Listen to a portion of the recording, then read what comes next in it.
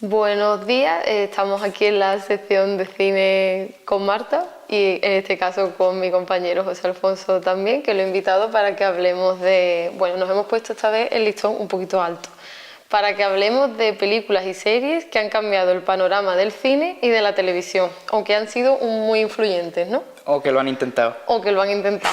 Por lo menos. Tú sabes. No siempre se ha conseguido, ¿no? Cuando se intenta hacer algo así, ¿no? Ahí estamos. Y de intenciones como que no se vive, en verdad. Exacto, pues en ese caso yo he pensado, me he acordado de la trilogía del Caballero Oscuro de Batman, porque como te comentaba antes, había pensado que en cada género suele haber películas que cambian el formato o que lo modernizan o que intentan llegar a eso o que influyen mucho al público, que también puede pasar.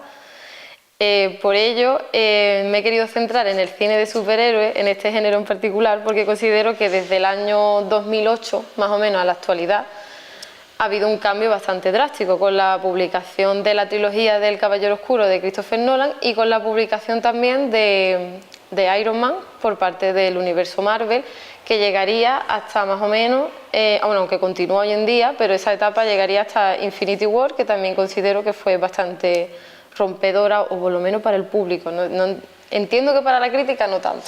Es que llegó ya un punto en el que, o sea, antes de toda esta leche de Marvel, DC haciendo películas rollo la trilogía de Nolan o las pelis de Capitán América y Iron Man, etcétera, sí. Yo tengo la percepción de, como no soy un entendido en cine de superhéroes, pero tengo la percepción de que hasta ese momento no se tomaban en serio las pelis de superhéroes, eran como, bueno, pues ahí están, cine baratillo, ¿sabes?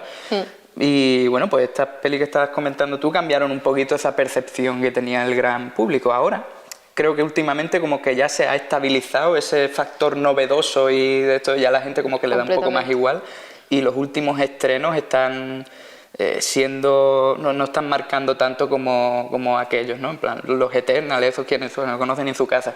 Y yo qué sé, por ejemplo, el Caballero Luna, tampoco sé ni quién es, ni de qué va y cuál es su rollo. Ha pesado tanto, es verdad, sí, completamente. Pero claro, yo considero que han cambiado la forma de hacer las películas, sobre todo en el género de los superhéroes, pero con todo eso de meterlo todo en un mismo universo, diría que eso ha definido a la generación actual. ¿Que ahora están haciendo películas como churro y que se les está yendo de las manos? También. Sí. ¿Que la calidad ha descendido mucho en la última fase de Marvel? Por supuesto, como eso no se lo quita nadie. Exacto. Entonces, bueno, están metiendo mucho lo del multiverso, que también es una novedad, pero no sé hasta dónde va a llegar ese tema. A la gente le da por un rollo, ahora estamos con los multiversos, y a saber cuánto dura, yo creo que ya está a punto de empezar a caer la curva y saldrá otra cosa que llame más la atención, y ahora toda la industria se torne hacia esa dirección concreta en base a buscar lo que más vende, lo quemarán de nuevo y volverán, y esto es un poco cíclico, en verdad, pero a mí particularmente me mola el tema de los multiversos porque te da una cantidad de juego increíble. Son personajes que no tienen nada que ver, ni se rigen por las mismas leyes de guión, ni por el mismo canon, ni nada, interactuando entre ellos, como el crossover este que hicieron, yo te voy a salir por petenera, ¿vale? El crossover este que hicieron de Goku con Luffy de One Piece. ¿Y funcionó? Funcionó, estuvo guay, estuvo muy guapo pelearse a Luffy con Goku sin razón aparente ninguna, pero es que yo creo que el principal fundamento de los multiversos es que está guapo y ya está, ¿sabes? Claro. No tiene mayor sentido, y como se lo busques pues te cargas la esencia del crossover. Pero mi drama con el multiverso es que abarca tantas posibilidades que los guionistas deben de decir, bueno, es que cuando las posibilidades son tantísimas, normalmente tienden a cagarla. Sí, un poco sí, pero además también te digo, lo que te he comentado yo realmente no es un ejemplo representativo, porque Goku y Luffy no tienen nada que ver ni en animación, ni en lore, ni en nada. Marvel, por ejemplo, su multiverso está dentro de un gran paréntesis, que sería lo que es el universo Marvel. Sí.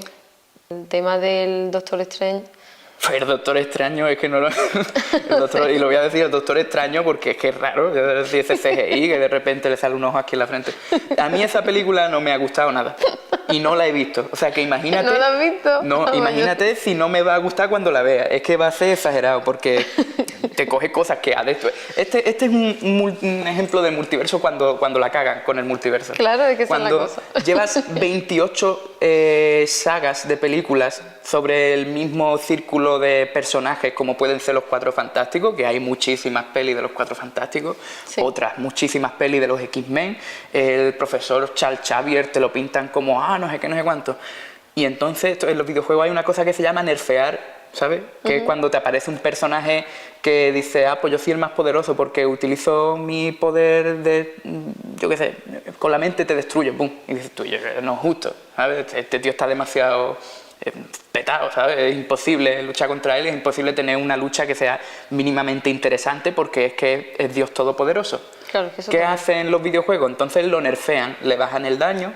Nerfear es como ponerlo a nivel del resto de personajes para que la lucha y el juego sea interesante, para que no sea un aburrimiento.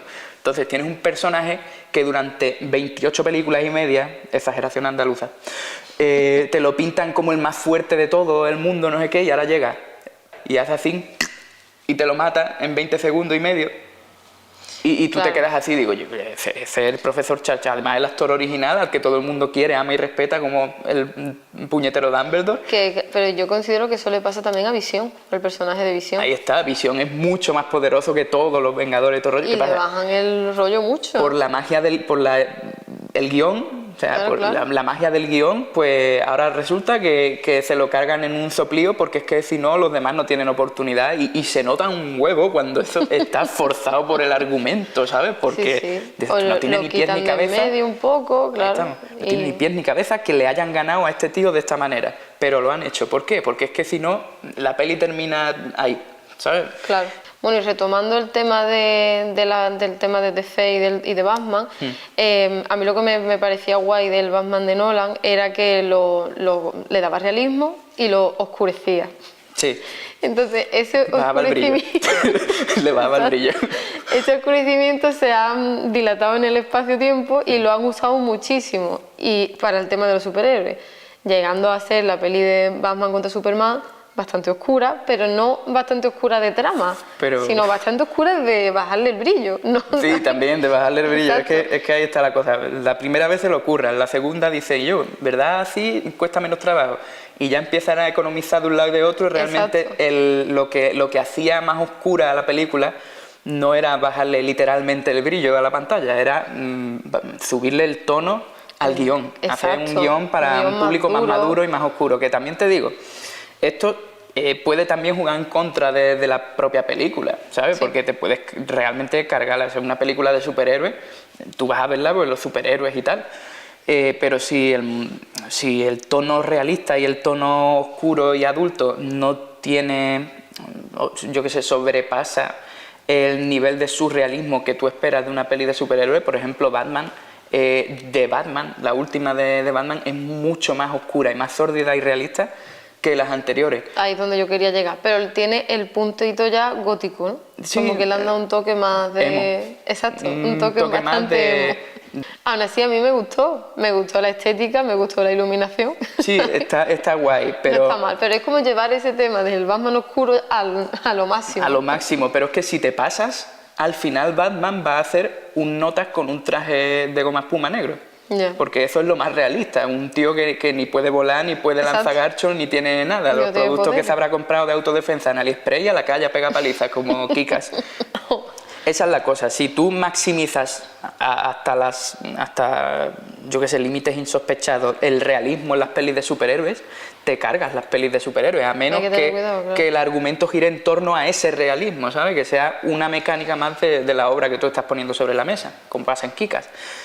Y Batman, pues, la trilogía de Nolan considero que lo hace incluso mejor que la última de The Batman, porque The Batman es mucho más realista de lo que los propios cómics de Batman, porque al final tú lees un cómic de Batman y el tío tiene una pila de tecnología, coño. Hay un cómic que pelea con Alien y con Predator, que no tiene ni sentido ninguno, pero lo hace.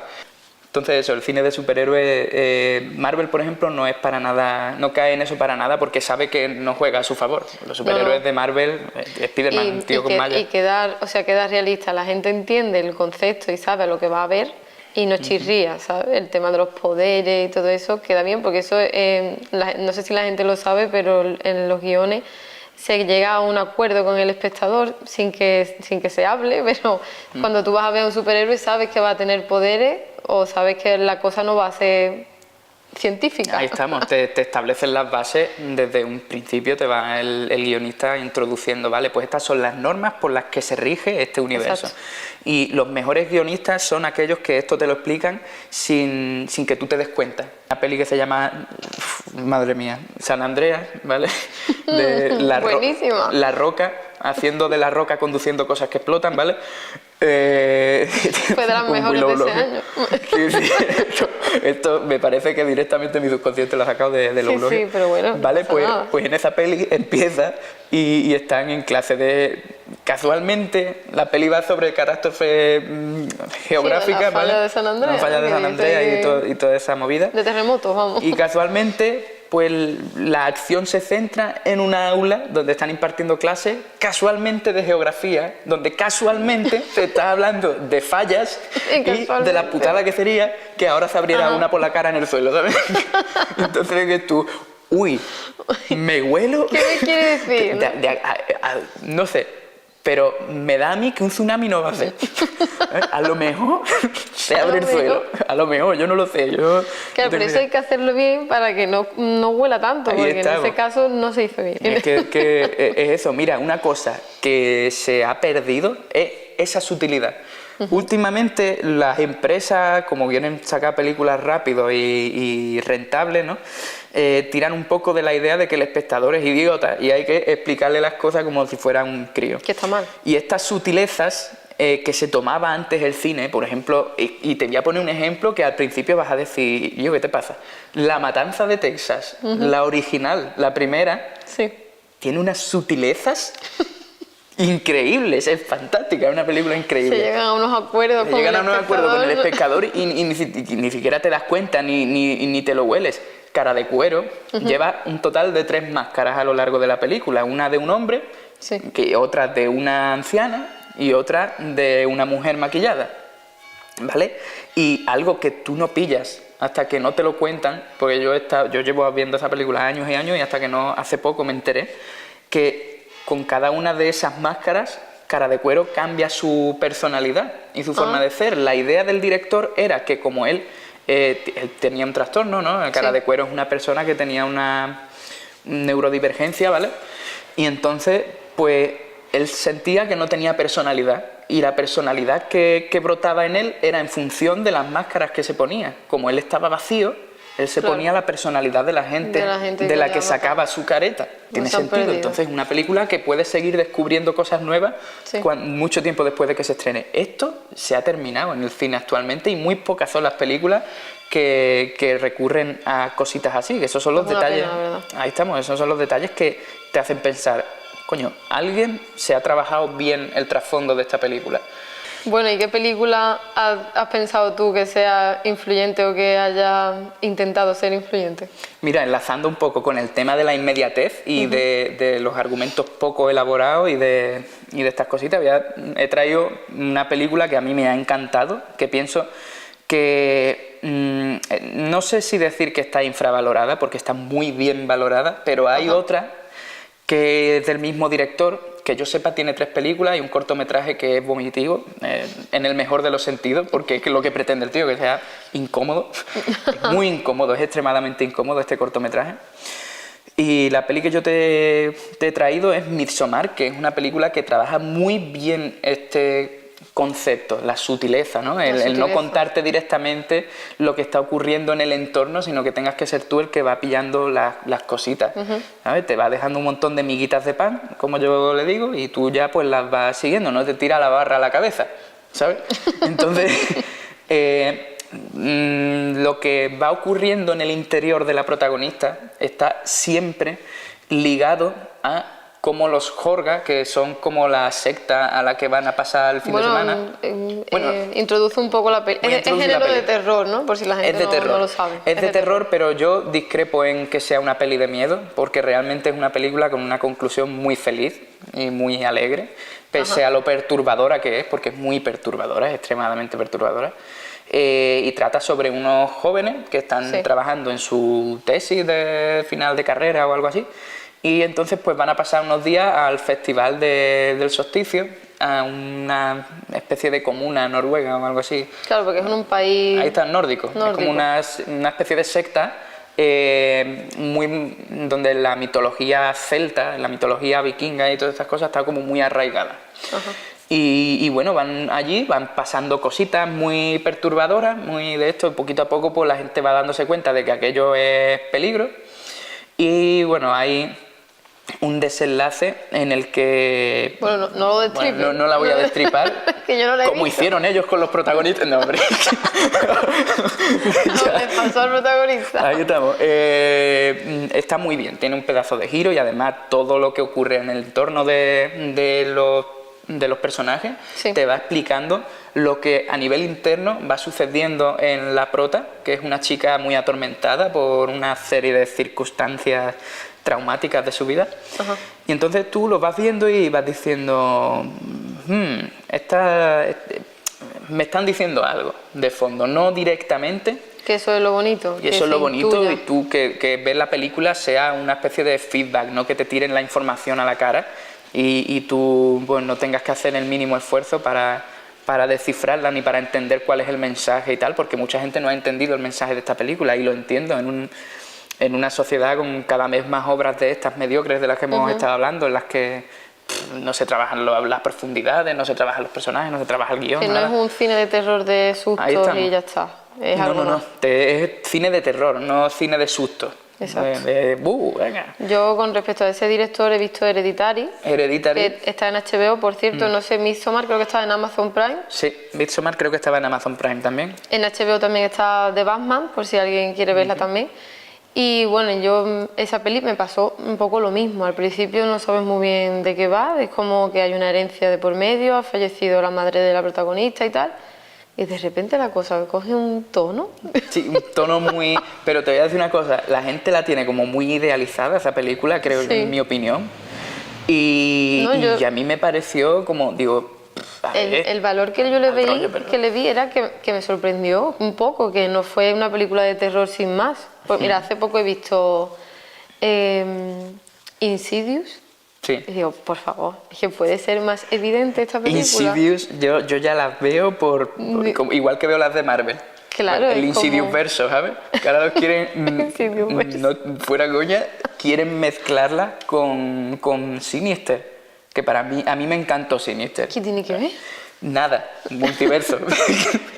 Multiverso Es de que James Wan. en Sinister, por ejemplo, me gustó mucho cómo empezaba, porque empezaba fantástica. Ahí estamos, yo... Y decaía de una forma que, ¿pero qué ha pasado aquí? Pero bueno, no tiene mal final. No, Podría no, haber sido o sea, peor. al revés, me encanta esa peli, porque cuando fui a ver Sinister, es que es de mis favoritas, porque fui a verla creyendo que yo iba a ver un drama policíaco. Me dijeron ¿En serio? Sinister. Y yo Por el nombre ya intuía que no... el escritor este que está Claro, como que va a investigar investigando muertes, los ¿no? asesinatos, buscando, yo pensaba, Dios, la caza de un asesino, ¿no? Y todo esto. Y una de las escenas, la primera vez que aparece Bagul, el demonio este Sí, que sí. se come a los niños, que aparece en la piscina y mira a cámara. Y mira a cámara, entonces ¿verdad? el tío para la cinta y se queda así. Y zoom, primer plano a su cara de esto que Eso huevos. que- ¿Eh? Y yo estaba con la misma expresión facial que este hombre, porque digo, eso no es un... Esto no es un pero que yo era asesinato sin pequeñito, más. era como de las primeras pelis de terror que veía en el cine. Ah, claro, más en el cine. Y yo estaba así en el de esto y digo, eso no es un asesino. Eso no es un Me han asesino, eso es un engañado. bicho. Es que, ¿dónde me habéis traído? Pero ves, sorprendía, una peli que sorprendía también. ahí estamos. Cerramos aquí con las pelis y vamos con la serie, porque también tenemos series que creemos que han, que han influido o lo han intentado. Bueno, yo tengo que, antes que nada, decir que sí, que vale, que Los Sopranos y The Wire podemos decir que son las mejores series de la historia. Queremos hablar de algo más actual, no nos centramos en esa época, por lo menos que sean de este siglo, del 2010 si puede ser para adelante, ¿no? Si pudiera ser, Si pudiera estaría ser. bien como requisito. Entonces, en ese sentido, Perdidos, ya hemos dicho que fue la... Bueno, no lo hemos dicho, pero fue la serie que creó esto de que la gente siguiera las series con tanto fervor y que se esperaran los capítulos de esa manera, y también relacionado con Internet, que hasta esa época no estaba tan relacionado. Y bueno, ya también pasamos, se superó eso. Y entonces yo diría que la serie de nuestra época que más ha influido, o por lo menos en el público, ha sido Juego de Tronos, muy a nuestro pesar. La tenía en la cabeza, cuantito. Antes de que lo dijera, iba de Juego de Tronos. Juego de Tronos. Juego de Tronos, lo que pasa es que... a nuestro pesar. Yo me sentí engañada. O sea, ¿Con el final? Sí. Yo la seguí con mucho fanatismo, a mí me encantó, a mí me cambió esa serie, sobre todo las primeras temporadas, pero a partir de la quinta podemos decir que es cuando se deja de lado los libros y ya están los guionistas estos tan fantásticos. Sí, Exacto. Y después cae a ese final tan apresurado, tan poco trabajado, tan poco sutil también, no sé. Okay. Yo considero que se saltan, o sea, si los personajes tienen una personalidad marcada y un objetivo definido, creo que se lo saltan. ¿Sí? Sí. Hay como una especie de vinculación, ¿no?, absoluta de lo que era el objetivo principal y el que termina siendo el destino de los personajes. Sí, yo me siento traicionada porque Daenerys Targaryen se vuelva loca al final. No entiendo. O sea, después de todo lo que hemos peleado con esa chavala, después de todo lo que hemos sufrido, ahora resulta que es una nazi. Es que no me cuadra aquello. Me siento traicionada con Jon Nieve porque parece un pelele al final de la serie, que no pinta nada, que lo único que está ahí es para matarla a ella. Todo el spoiler ya. Y es como, no se merece que le respetemos los spoilers. Y me siento decepcionada con la muerte del Rey de la Noche. Es que el malo de... Una vez más, un malo con mucho poder al que se le baja el tono. Ahí estamos, lo han nerfeado, como dice ellos Juan. Lo han nerfeado. Es como, eso me dio a mí muchísimo coraje en El Señor de los Anillos. No recuerdo bien qué peli era, pues había un Notas que iba montado en un dragón negro con el cuello muy largo. ¿El malo? ¿El Sauron? No. Se parecía, porque tenía una escafandra también, una escafandra, digo yo, a ver, era astronauta el hombre. Tenía un casco de metal con pinchos, ¿vale? Así estilo Sauron, pero era como el jefe del líder de los Nazgûl. ¿Vale? Ah, sí. Los recuerdo, pero no me sé su nombre. Sí, eso es un gatillazo argumental increíble. O sea, tú no puedes estar 2 horas preparándome para la llegada de un bicho súper amenazador y que luego te lo cargue, ¡pum! Venga, así de muerto. rápido, claro. Bueno, yo tengo una segunda serie que también quería, no sé si la habrás visto, que considero que en los últimos años, vamos, tendrá, es del 19, que es Euphoria, de HBO. Me han hablado muchísimo de esa serie. Pues, hombre, yo no creo que, considero que está bien escrita, considero que los actores son buenos, que está muy bien grabada, pero no considero que sea nada que no sea, no es que no se haya visto, es original, es bastante original. Pero no sé si como para influir en cuanto a historia. Creo que el punto fuerte de la serie es lo visual. Cómo está grabado, cómo está producido y cómo está iluminado también, que parece que no, pero es muy importante. Es una serie oscura en cuanto a iluminación, pero tiene unos juegos, no sé, tío, tiene unas cosas que yo... Son adolescentes en un instituto teniendo problemas muy gordos. Sí, algo de pero eso. Pero no es élite, ¿vale? Para el espectador entienda que no es élite ni es al salir de clase, no. Esto sí es oscura de verdad en cuanto a trama. Y porque yo a veces estaba viéndola y yo decía, va a pasar algo, una tensión, ¿sabes? Que después a lo mejor no pasaba, pero que se genera mucha tensión. Y eso, y la forma de producirla, yo creo que bueno, ha generado tendencia en cuanto al tema de la vestimenta y el maquillaje. Eso ha sido una influencia total a la gente joven, sobre todo. Pero después que eso, que yo te las recomiendo y se las recomiendo a los espectadores. ¿Y tú qué serie propones?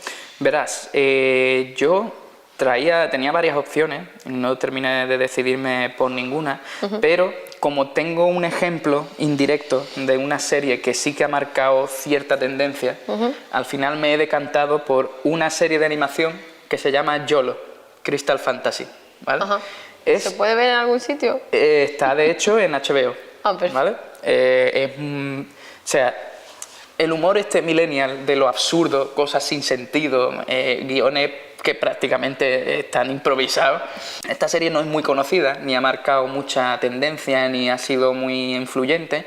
Sin embargo, una contraparte de esta que se llama Smiling Friends.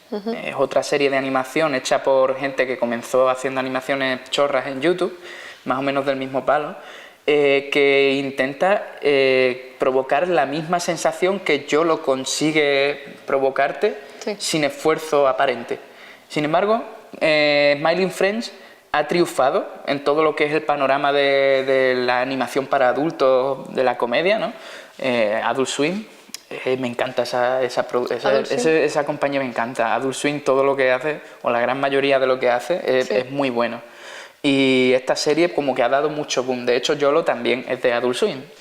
Es una serie que ha triunfado pese a intentar hacer algo sí, que series como YOLO ya habían conseguido hacer dos o 3 años antes. No lo ha hecho ni mejor. Es que esa es la cosa. Ha triunfado siendo más mediocre que YOLO.